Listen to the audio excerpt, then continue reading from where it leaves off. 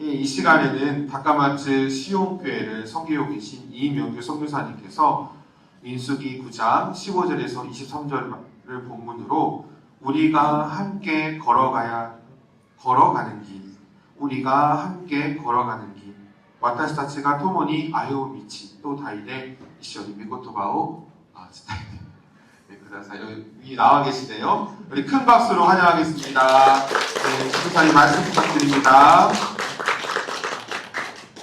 안녕하세요. 반갑습니다. 다카마츠 시온교회에서 목회하고 있는 이명규라고 합니다. 오늘 너무 귀한 시간 허락해 주셔서 정말 감사드립니다.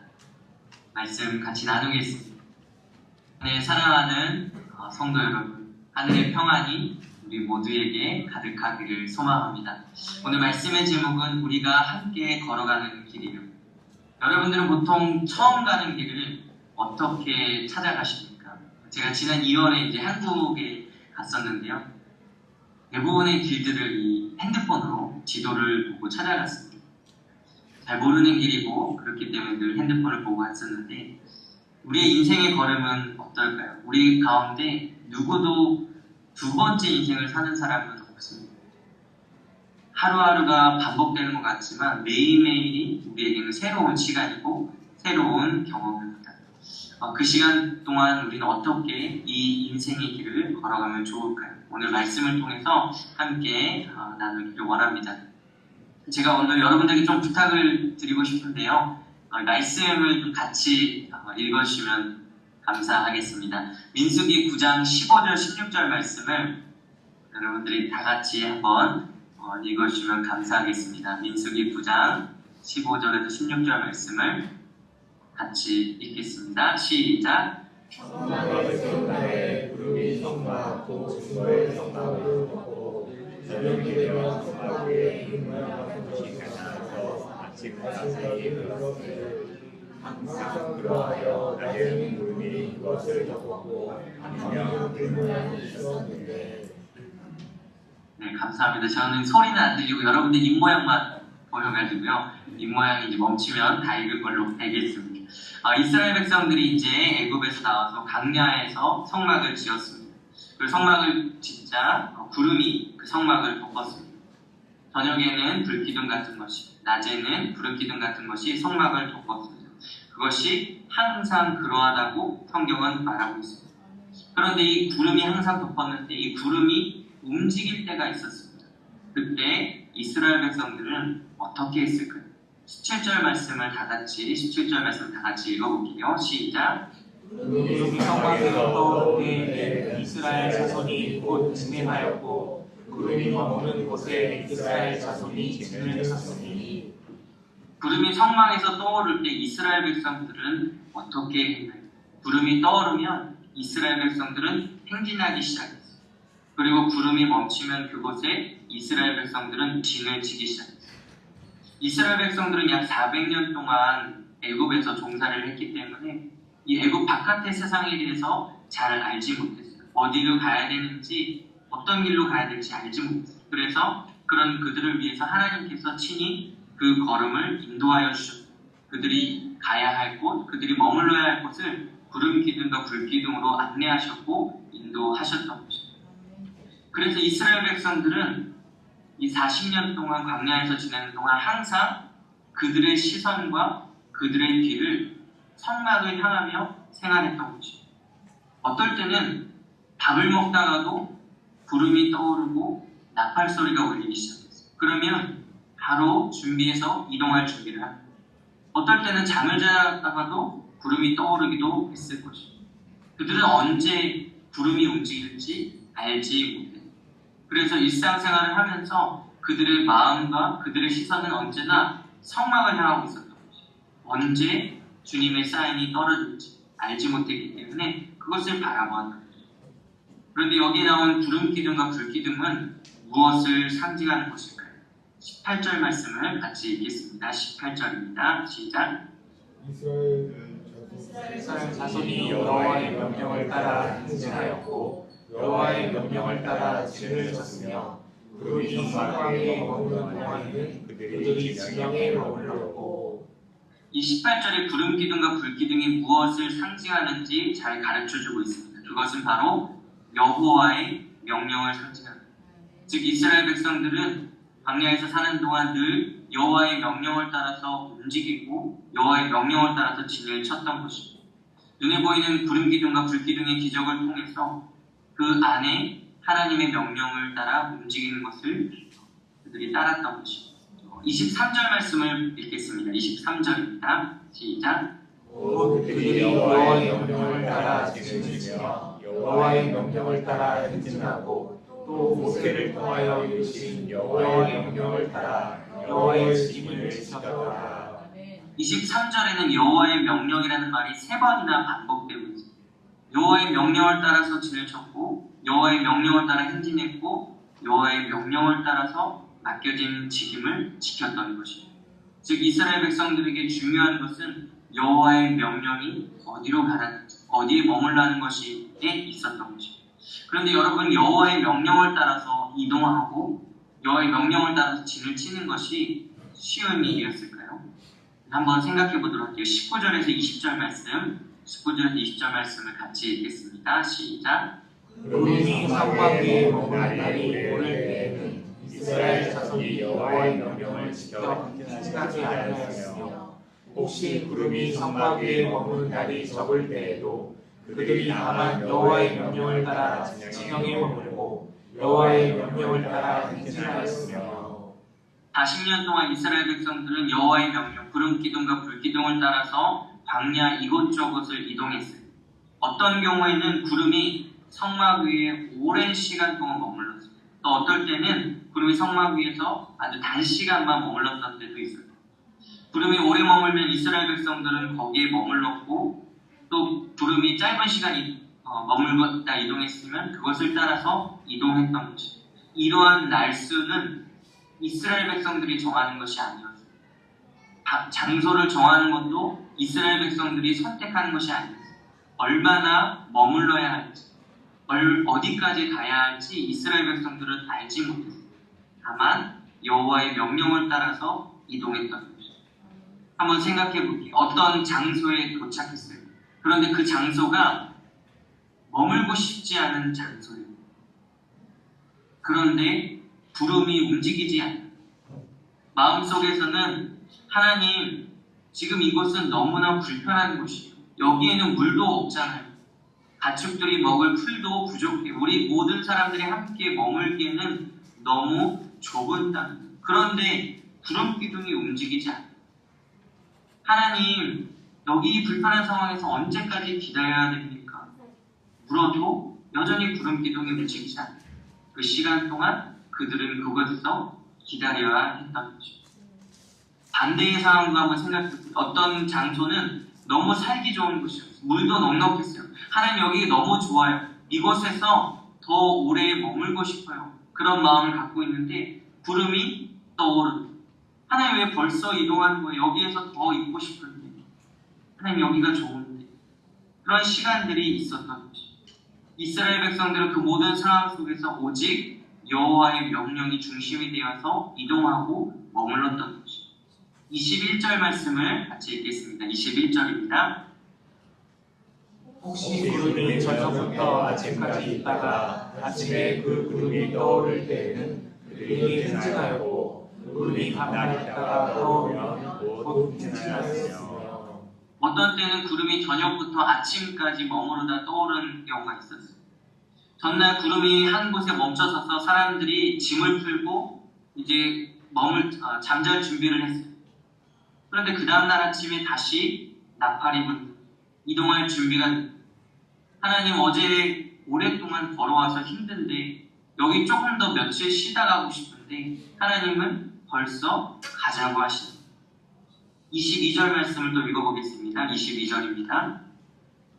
이틀이든지 한 달이든지 1년이든지 구름이 성막 위에 머물러 있을 동안에는 이스라엘 자손이 진영에 머물고 행진하지 아니하다가 떠오르면 행진하였으니 어떤 때는 이틀을 머물기도 했고 한 달, 1년을 머물기도 했어요. 오직 하나님의 명령을 따라서만 움직였던 것이죠. 이스라엘 백성들은 하나님 이것이 더 너무 좋은 환경이니까 더 오래 있고 싶어요 라고 해서 그곳에 머물기를 선택한 것이 아니었어요. 불편하다고 해서 빨리 다른 곳으로 이동하지 않았어요. 안전한 곳에 오래 있었던 것도 아니었어요. 그 이동의 시기, 장소는 오직 하나님께만 있었던 것이죠. 이스라엘 백성들은 단지 하나님의 명령을 따라서만 움직였던 것이죠. 여러분 혹시 이런 형태의 여행을 해보신 적 있으신가요? 어디로 가야 할지, 얼마나 머물러야 될지 계획하지 않고 그저 다닙니다. 어느 날 갑자기 이동을 해야 될 때도 있습니다. 나 혼자가 아니고 가족들도 같이, 짐도 많은데 하나님이 어느 날 갑자기 이동하라고 하시고 또 어느 날 갑자기 머물라고 하십니다. 그 모든 상황 속에, 그 모든 불편함 속에서 그들은 오직 성막만을 바라보고 살아갔던 것입니다. 실제로 이스라엘 백성들이 어떤 이동의 경로를 가졌는지 말씀을 통해서 한번 생각해 보도록 할게요. 출애굽기 13장 17절 말씀, 출애굽기 13장 17절 말씀을 같이 읽겠습니다. 출애굽기 13장 17절 말씀입니다. 바로가 백성을 보낸 후에 블레셋 사람의 땅의 길은 가까울지라도 하나님이 그들을 그 길로 인도하지 않으셨으니 이는 하나님이 말씀하시기를 이 백성이 전쟁을 하게 되면 마음을 돌이켜 애굽으로 돌아갈까 하셨습니다. 하나님께서 모세를 통해서 이스라엘 백성들을 애굽에서 구원해내셨어요. 그리고 약속의 땅으로 인도하셨어요. 애굽에서 나오자마자 구름 기둥과 불 기둥이 그들의 길을 안내했어요. 그래서 이스라엘 백성들은 따라서 처음 가는 길을 걸어갈 수 있었어요. 그런데 하나님은 이스라엘 백성들을 어떤 길로 인도하셨나요? 방금 읽은 말씀에 보니까 가까운 길이 아니라 다른 길로 인도하셨던 것이죠. 약속의 땅에 빨리 들어갈 수 있는 길이 아니라 멀리 돌아가는 길로 인도하신 것이죠. 이렇게 돌아가는 길로 인도하셨는데 그곳에서 커다란 문제가 생겼어요. 앞에는 홍해가 가로막고 있고 뒤에는 애굽 군대가 쫓아오는 상황이 됩니다.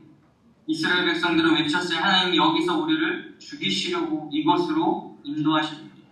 모세를 원망하고 하나님 원망하기 시작합니다. 차라리 애굽 사람들 그곳에 있는 동안 죽었으면 좋았을 걸 하면서 원망하기 시작합니다. 여러분 우리의 인생의 걸음 가운데 이런 일이 생긴다면 어떻게 반응하시겠어요?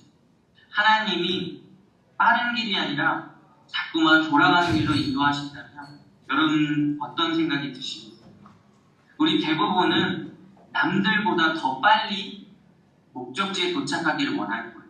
우리 중에서 누구도 그냥 다른 사람이 더 성공하고 더 잘 되길 바라고 자기는 지쳐져도 괜찮다라고 생각하는 사람은 많지 않을 것이죠.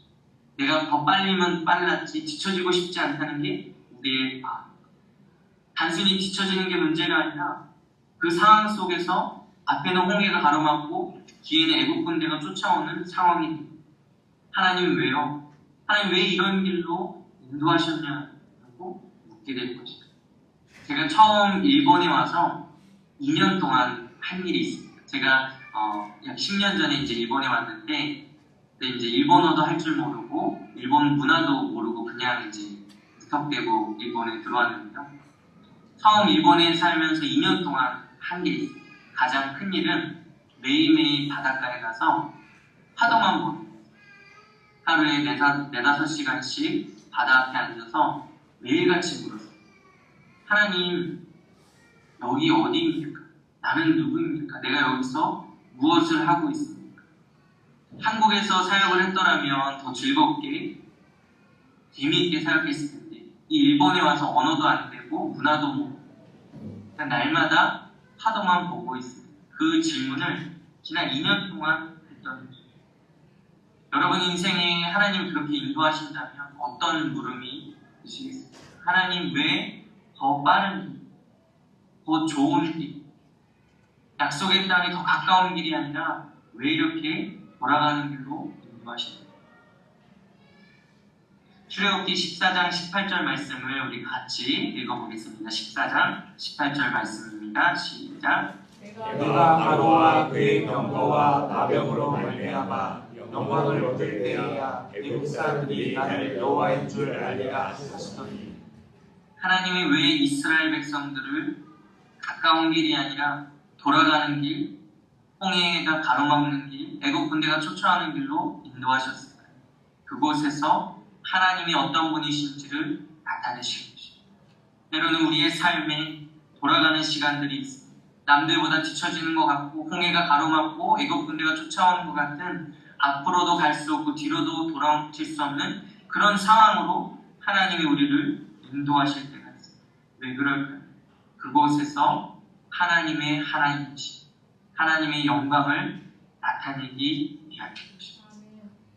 때로는 너무나 답답하고 괴롭고 나만 뒤처진 것 같고 나만 아픈 것 같고 내 인생이 이렇게 망가진 것 같다고 느껴지는 순간도 있습니다. 그러나 하나님은 그때에 당신의 영광을 나타내는 것입니다.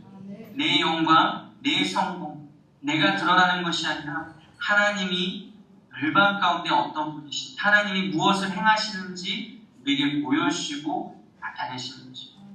그것을 위해서 때로는 우리의 삶을 돌아가는 길로 인도하시는 것입니다. 또 다른 하나님의 인도하심의 길을 살펴보도록 하겠습니다. 출애굽기 15장 23절 출애굽기 15장 23절 말씀을 같이 읽겠습니다. 마라에 이르렀더니 그곳 물이 서서 마시지 못하겠으므로 그 이름을 마라라 하더라. 이스라엘 백성들은 홍해를 건너 광야를 행진했습니다. 홍해를 막 건넜을 때 그들의 입에는 찬양과 기쁨이 넘쳤어요. 역시 우리 하나님이다. 하나님이 홍해를 갈라 우리를 건너게 하셨고 애국 군대를 거기서 몰살시켰다. 너무너무 기쁨으로 가득했어요. 그런데 갈수록 그 기쁨이 사라지기 시작했어요. 3일 동안 그들은 물을 얻지 못했어요. 3일 동안 물을 얻지 못한 그들은 점점 찬양이 줄고 마음이 어려워지기 시작했어요. 그러다 마침내 마라라는 곳에 도착했어요. 멀리서 물이 보이는 걸 보고 사람들은 소리쳤어요. 역시 우리 하나님이 물이 있는 곳으로 우리를 인도하셨다라고 기뻐했습니다. 그런데 가까이 가서 그 물을 마셨을 때 어떻게 됐을까요? 써서 마시지 못하는 물이 되었습니다. 물을 보고 기뻐했던 그 기쁨은 사라지고 절망과 원망으로 바뀌게 됐습니다. 하나님 왜요? 마실 수 없는 물이 있는 곳으로 왜 내 삶을 인도하셨나요? 그런 원망이 그들에게 가득했던 거죠. 때로는 우리의 삶에도 이러한 인도하심이 있습니다. 하나님의 뜻을 따라서 행진했고 하나님의 뜻을 따라 순종해서 왔는데 하나님 말씀대로 순종했는데 좋은 결과가 나타나는 것이 아니라 마실 수 없는 마라의 물이 아무짝에도 쓸모없는 곳으로 그런 결과가 우리의 삶에 일어날 때도 있습니다. 일본 선교를 하면서 참 많은 시간 그런 고민들을 하게 됩니다. 열심히 수고하고 기도하고 사랑하고 섬기지만 때로는 마라의 쓴물처럼 마실 수 없는 그런 결과들이 일어날 때가 있습니다. 하나님 주님 말씀대로 순종했잖아요. 주님 뜻대로 따라왔잖아요. 그런데 이 결과가 무엇입니까? 마라의 쓴물이 무엇입니까? 그렇게 사랑하고 섬겼는데 돌아온 이 결과가 무엇입니까? 라고 묻게 될 때가 있습니다. 하나님은 왜 마라의 쓴물이 있는 곳으로 인도하셨을까요? 출애굽기 15장 25절에서 26절 말씀을 같이 15장 25절 26절 말씀을 같이 읽겠습니다. 모세가 여호와께 부르짖었더니 여호와께서 그에게 한 나무를 가리키시니 그가 물에 던지니 물이 달게 되었더라. 거기서 여호와께서 그들을 위하여 법도와 윤례를 정하시고 그들을 시험하실세 이르시되 너희가 너희 하나님 나 여호와의 말을 들어 순종하고 내가 거기에 의를 행하며 내 계명의 귀를 기울이며 내 모든 규례를 지키면 내가 예루살렘에게 내린 모든 질병 중 하나도 너희에게 내리지 아니하리니 나는 너희를 치료하는 여호와이니라. 하나님은 왜 마실 수 없는 물이 있는 곳으로 이스라엘 백성들을 인도하셨을까요? 그 이유는 시험하기 위해. 어떤 시험인가요? 이것은 단순히 성적을 매기는 그런 시험이 아닙니다. 그들이 이 모든 상황 속에서도 하나님의 말씀대로 순종하며 따라올 것인지에 대한 하나님의 시험이었던 것입니다. 하나님은 능력이 있으시기 때문에 이스라엘 백성들이 마라의 물에 도착하기 전에 그 물을 단물로 충분히 바꾸실 수 있었어요. 그럼에도 하나님은 마라의 물을 바꾸지 않으셨어요. 만약 하나님이 마라의 물을 일찍 바꿔놓으셨다면 이스라엘 백성들은 하나님 원망하지도 않았을 거예요. 그런데 하나님은 그 물을 바꿔놓지 않으셨어요. 왜 그러셨을까요? 이 상황 속에서도 그들이 하나님께 순종하시는지 그것들을 훈련하시기 위함이었던 것이죠.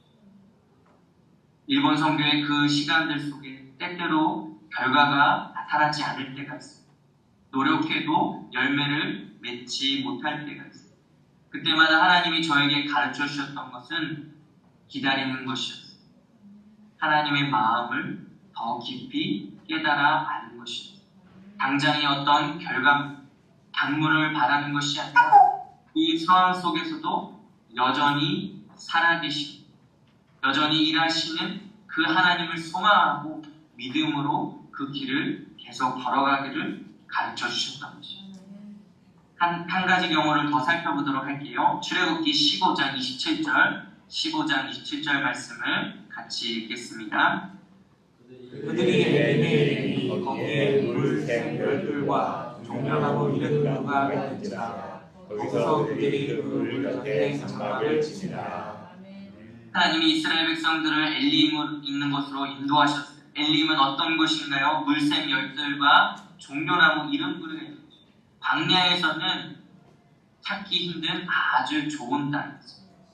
그런데 하나님은 그곳에서 이스라엘 백성들을 다시 다른 곳으로 인도하셨습니다. 이스라엘 백성들 가운데서는 하나님 여기 너무 물도 많고 좋은데 왜 여기 더 머물지 않고 이동해야 합니까? 라고 묻는 이들도 있어요. 하나님은 왜 이 좋은 땅에서 인도하셨습니까? 그 이유는 그들이 가야 할 곳 약속의 땅이 있었기 때문입니다. 지금 이 환경이 아무리 좁고 아무리 그들의 마음을 흡족하게 한다 할지라도 그들이 잊지 말아야 될 본향이 있었던 것이 우리의 인생의 걸음도 마찬가지. 지금 우리가 처한 이 환경이 이 땅의 것이 아무리 좁고 아무리 좋은 열매를 가져다 준다 할지라도 우리가 잊지 말아야 할 본향은 하늘에 있는 것입니다. 일본에서 선교하면서 때로는 더 좋은 환경들을 바라볼 때가 있습니다. 그런데 그때마다 하나님이 저에게 말씀하시고 가르쳐 주시는 것은 우리가 가야 할 곳, 하나님이 우리를 인도하시는 것이 어디인지 이 땅이 종착지가 아니라 영원한 하나님의 나라로 우리를 인도하신다는 것을 가르쳐 주셨습니다. 마지막으로 민수기 9장 23절 말씀을 민수기 9장 23절 말씀을 다시 한번 읽겠습니다. 시작. 곧 그들이 여호와의 명령을 따라 진을 치며 여호와의 명령을 따라 행진하고 또 모세를 통하여 이루신 여호와의 명령을 따라 여호와의 짐을 지켰다. 이스라엘 백성들은 오직 여호와의 명령을 중심으로 이동하고 순종하며 따랐던 것입니다. 그들이 가고 싶은 곳을 선택한 것이 아니었어요. 안전한 곳, 머물고 싶은 곳을 선택하는 것도 아니었어요. 때로는 하나님의 인도하심이 이해되지 않을 때도 있었어요. 왜 홍해 앞으로 인도하시는지, 왜 마실 수 없는 마라의 물로 인도하시는지, 왜 이렇게 좋은 엘림 땅에서 다른 곳으로 인도하시는지 이해되지 않을 때도 있었어요. 그럼에도 여호와의 명령을 따라 짐을 치고 여호와의 명령을 따라 행진하는 것이 그들의 사명이었던 것입니다. 우리 인생의 걸음은 지금 어떠한 상황 가운데 있습니까? 내 인생이니까, 내 물질이니까, 내 시간이니까 내가 주인이 돼서 하나님보다 앞서서 하나님 여기가 너무 좋아요. 하나님 나 여기 머물고 싶어요. 또는 하나님 여기 너무 불편해요. 하나님 여기 너무 어려운 상황이에요. 나 그만하고 싶어요. 우리가 주인이 되어서 선택하고 있지는 않으십니다. 우리의 눈과 귀가 언제나 하나님을 향하고 하나님 말씀하시는 대로 내가 순종하겠습니다. 하나님 가라고 하시는 대로 내가 움직이겠습니다. 하나님 머물라고 하시는 곳에 내가 머물겠습니다. 그렇게 걸어가고 계십니다. 우리의 삶의 주인이 내가 될 때는 그 상황들을 판단하고 나에게 유익하고 좋은 것을 선택하게 될 것이에요. 그러나 하나님이 우리의 삶의 주인이 되실 때 때로는 이해되지 않고 때로는 가고 싶지 않은 길이라 할지라도 주님의 뜻대로 걸어가게 되는 것이에요. 또한 이 길은 나 혼자 가는 길이 아니라 공동체가 함께 가는 길이에요. 한번 생각해 보세요. 이 40년 동안 그 수많은 사람들이 함께 이동하는 그 이동하는 사람들 중에는 어린아이도 있고요.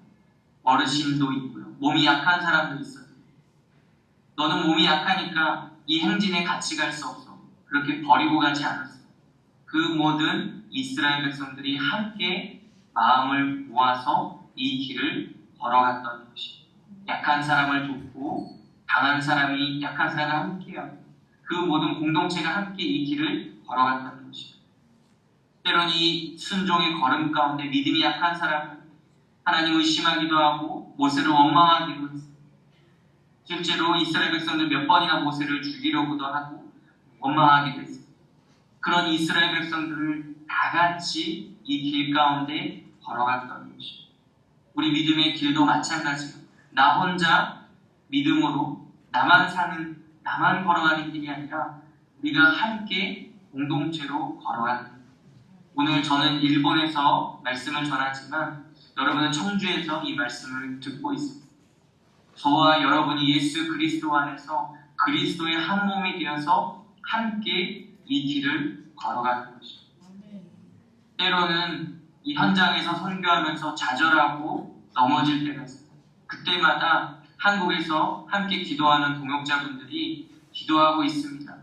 기도하고 있습니다. 기억하고 있습니다. 그 말 한마디로 제 마음이 너무나 위로되고 다시 힘을 얻고 이 길을 계속해서 걸어갈 수 있는 것입니다. 누구 한 사람의 걸음이 아니라 그리스도의 한 몸 된 교회의 우리 공동체의 걸음입니다. 우리 공동체가 하나가 되어서 오직 하나님의 명령대로만 걸어가는 이 길입니다. 사랑하는 성도 여러분, 일본에서 특히 서울이나 부산이나 수도권이 아닌 청주에서 일본어 예배가 있다는 얘기를 듣고 너무 놀랍고 감사한 마음이 들었어요. 이 청주에서 일본인들을 사랑하고 일본을 위해 기도하는 한 사람 한 사람이 모여서 이 귀한 걸음을 걸어가고 있구나. 그것이 저에게 너무나 큰 위로가 되었어요. 오늘 이렇게 함께 말씀을 나누면서도 너무나 큰 힘이 됩니다. 우리가 함께 걸어가는 길, 오직 하나님의 명령대로 내 생각에 좋은 것, 내 생각에 머물고 싶은 곳이 아니라 오직 하나님의 명령대로 우리에게 맡겨진 한 영혼 한 영혼들을 사랑하고 주의 말씀대로 순종하며 걸어가는 이 길. 사랑하는 성도 여러분, 우리가 함께 이 길을 끝까지 걸어가서 주님 앞에 모든 영광을 주님께 돌리고 기쁨으로 가득한 그날에 우리가 찬양과 경배를 오직 하나님께만 돌릴 수 있기를 소망합니다. 아멘. 우리가 잠깐 기도하겠습니다. 할렐루야. 사랑의 하나님 감사합니다. 오늘 주의 말씀을 함께 나눌 수 있게 해주시면 감사합니다. 하나님 청주에서 일본인 선교를 담당하고 있는 참 귀한 한 분 한 분 이렇게 불러주시고 마음을 하나 되게 하시니 감사합니다. 하나님 때로는 결과가 바로 나타나지 않을 때도 있습니다. 마라의 쓴물과 같은 그런 곳으로 우리가 인도받을 때가 있습니다. 하나님 왜 이곳으로 인도하셨는지, 왜 이렇게 하시는지, 왜 빨리 일하지 않으시는지 우리의 마음이 답답하고 너무 어려울 때도 있습니다. 그러나 그 모든 걸음과 그 시간 속에서 하나님은 당신의 영광을 나타내고 계시고 그 모든 시간들 속에서 우리가 오직 하나님의 명령대로만 순종하며 걸어가도록 인도하고 계심을 믿습니다. 하나님 오늘 우리의 하루의 걸음이 우리의 뜻대로 우리가 주인 되어서 움직이는 것이 아니라 오직 하나님의 마음을 가지고 오직 하나님의 명령대로만 걸어갈 수 있도록 인도하여 주시옵소서. 감사드리며 예수님의 이름으로 기도드립니다. 아멘.